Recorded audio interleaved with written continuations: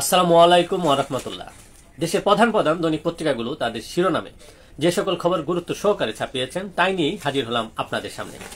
গুরুত্বপূর্ণ খবরগুলোর মধ্যে শুরুতেই থাকছে হঠাৎ আওয়ামী লীগের ফেরা নিয়ে রাজনীতি উত্তাল, জনমনে উদ্বেগ, ফের নতুন বিতর্ক। আইন শৃঙ্খলার ফের অবনতি, রাজধানী সহ সারা দেশে আইন শৃঙ্খলা বাহিনীর সর্বোচ্চ সতর্কতা জারি। আওয়ামী লীগ নিষিদ্ধের দাবিতে বিভিন্ন স্থানে বিক্ষোভ। জাতীয় নাগরিক পার্টির মুখ্য সংগঠক হাসনাত আব্দুল্লাহর ফেসবুক স্ট্যাটাস ঘিরে তোলপাড়। আওয়ামী লীগের বিচার ও নিবন্ধন বাতিলের দাবি, লাগাতার কর্মসূচি জাতীয় নাগরিক পার্টির। বিচার অনিষ্পত্তি রেখে আওয়ামী লীগকে পুনর্বাসন করার প্রস্তাব প্রত্যাখ্যান করেছে দলটি। নির্বাচন বা রাজনৈতিক বিষয়ে সেনাবাহিনীর মতামত দেওয়ার কোনো বিধান নেই বলে মন্তব্য করেছেন নাহিদ ইসলাম। তিনি আরো বলেন, বাতিল করতে হবে আওয়ামী লীগের নিবন্ধন। আওয়ামী লীগকে রাজনীতিতে ফেরানোর ইচ্ছা বা পরিকল্পনা বিপজ্জনক বলে মন্তব্য করেছেন উপদেষ্টা আসিফ মাহমুদ। এক ভিডিও বার্তায় তিনি বলেন, সেনাপ্রধান বুকে পাথর চাপা দিয়ে ডক্টর ইউনূসকে মেনে নিয়েছিলেন। আওয়ামী লীগ প্রশ্নে কোনো ছাড় নয় বলে মন্তব্য করেছেন উপদেষ্টা মাহফুজ আলম। আওয়ামী লীগকে পুনর্বাসনের চেষ্টা চলছে বলে মন্তব্য করেছেন এনসিপির মুখ্য সংগঠক হাসনাত আব্দুল্লাহ। স্বৈরাচার পুনর্বাসিত হওয়ার পদক্ষেপ নেওয়া উচিত হবে না বলে মন্তব্য করেছেন বিএনপির ভারপ্রাপ্ত চেয়ারম্যান তারেক রহমান। অপরদিকে জনগণ আওয়ামী লীগকে ক্ষমা করলে আমাদের কোনো আপত্তি নেই বলে মন্তব্য করেছেন বিএনপির সিনিয়র যুগ্ম মহাসচিব রুহুল কবির রিজভী আহমেদ। আওয়ামী লীগের পুনর্বাসন জনগণ মেনে নেবে না বলে মন্তব্য করেছে জামায়াত ইসলামীর আমির ডক্টর শফিকুর রহমান। বিচারের আগে রাজনীতি নয় বলে মন্তব্য করেছেন হেফাজত ইসলাম বাংলাদেশের যুগ্ম মহাসচিব মামুনুল হক।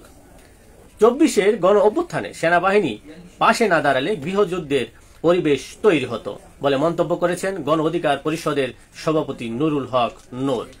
সেনাবাহিনী কেন জনগণের মুখোমুখি দাঁড় করানো হচ্ছে এমন প্রশ্ন তুলে তিনি বলেন, কিছু বুদ্ধিজীবী সেনা কর্মকর্তাদের অবদান অস্বীকার করে বিভাজন তৈরি করতে চায়। এতে দেশে নৈরাজ্য সৃষ্টির আশঙ্কা রয়েছে। সার্বিক পরিস্থিতি বিনিয়োগের জন্য অনুকূল নয় বলে জানান বিকেএমই এর সাবেক প্রেসিডেন্ট ফজলুল হক।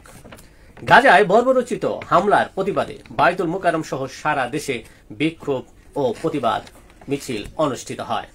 দেশের প্রধান প্রধান দৈনিক পত্রিকাগুলো তাদের আন্তর্জাতিক শিরোনামে যে খবরগুলো গুরুত্ব সহকারে ছাপিয়েছেন তার মধ্যে শুরুতেই থাকছে গাজায় হামলার প্রতিবাদে বিভিন্ন দেশে ইসরায়েল বিরোধী বিক্ষোভ। জেরুজালেমে নেতানিয়াহুর বিরোধী বিক্ষোভ অনুষ্ঠিত হয়।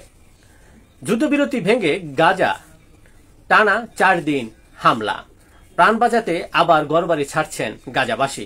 5 লাখ গাজাবাসীকে অস্থায়ীভাবে আশ্রয় দিতে সম্মত হয়েছে মিশর। সাবস্টেশনে ভয়াবহ অগ্নিকাণ্ড, সারাদিনের জন্য বন্ধ করে দেওয়া হয় লন্ডনের বিখ্যাত হিথ্রো বিমানবন্দর। 1351 ফ্লাইট বাতিল, দুর্ভোগে 3 লাখ যাত্রী, 15,000-এরও বেশি স্থাপনা বিদ্যুৎহীন। ইসরায়েলের বিরুদ্ধে মুসলিম উম্মাকে ঐক্যবদ্ধ হওয়ার আহ্বান জানিয়েছেন ইরানের শীর্ষ ধর্মীয় নেতা আয়াতুল্লাহ আলী খামেনি। সৌদি আরবে লেজার গাইডেড রকেট বিক্রিতে রাজি যুক্তরাষ্ট্র। উত্তর কোরিয়ার উড়োজাহাজ বিধ্বংসী ক্ষেপণাস্ত্র পরীক্ষা পর্যবেক্ষণ করলেন দেশটির নেতা কিম জং উন। এই ছিল দেশের প্রধান প্রধান দৈনিক পত্রিকার শিরোনামে উঠে আসা শীর্ষ সংবাদ, জানিয়ে এতক্ষণ আপনাদের মাঝে উপস্থিত ছিলাম। আশা করি আপনাদের ভালোই লেগেছে। সার্বিক খবরের বিবেচনায় যদি আপনাদের কোনো অভিমত, অভিব্যক্তি, সমালোচনা কিংবা কোনো পরামর্শ থেকে থাকে তাহলে অবশ্যই কমেন্টসে জানাবেন। আপনাদের কমেন্টসের প্রত্যাশায় আজকের মতো এখানে বিদায় নিচ্ছি। আবারও দেখা হবে আগামীকাল দেশের প্রধান প্রধান দৈনিক পত্রিকার শিরোনাম নিয়ে। এ পর্যন্ত অবশ্যই ভালো থাকবেন, সুস্থ থাকবেন। আসসালামু আলাইকুম ওয়া রাহমাতুল্লাহ।